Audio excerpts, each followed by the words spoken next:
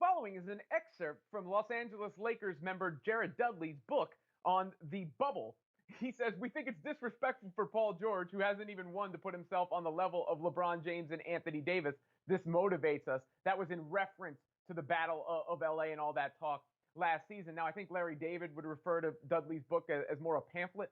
I think it's 42 pages. But for more, I'm here now with Ben Pickman and the fantasy exec Corey Parson. And guys, was Jared Dudley, a little does he have the right to call out Paul George? To me, I think his perspective is valuable considering how long he's been in the league.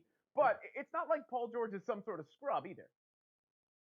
No, he's not some sort of scrub. Paul George actually, before he got hurt a couple seasons ago, was on his way to maybe having an MVP season. So I get what Jared Dudley is trying to do, use it as motivation, or maybe the Lakers use it as motivation. Obviously, coming into the season last year, the Clippers were favored to win the NBA championship, and then we all saw how that played out once they got inside the bubble. But Paul George can play.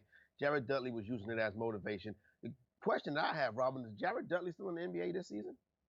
Yes, I'm still Okay. a member of the Los Angeles Lakers, as you would have learned by this news cycle right here, and his pamphlet.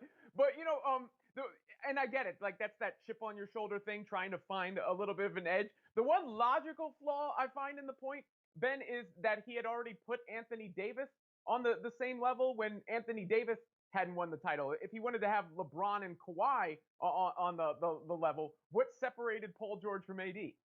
Yeah, that's a fair point, but what is logic when you're just looking for motivation, right? And we know that's what Jared Dudley was doing. I mean, was it hypocritical? Like, I don't know. It's the same reason why we can criticize Jared Dudley or anyone has an opinion on Jared Dudley.